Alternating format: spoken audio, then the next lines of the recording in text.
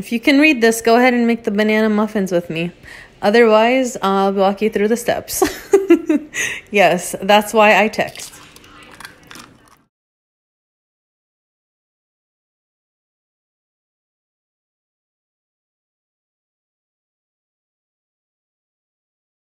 I mixed all the ingredients and now I'm adding in this box of chocolate fudge cake mix. You can add any box of cake mix that you prefer. And I know the rest of the video was all silent. So this time, instead of putting chopped walnuts on top, I'm putting some chocolate chips in the mix, and then I'm putting some on top.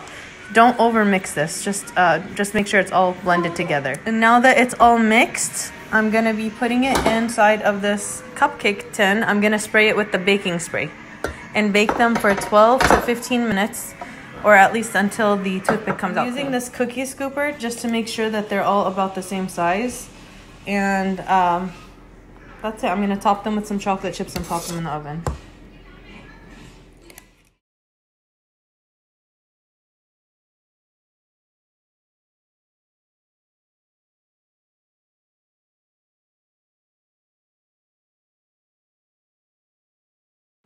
So this mix makes about 16 of the cupcake sized muffins.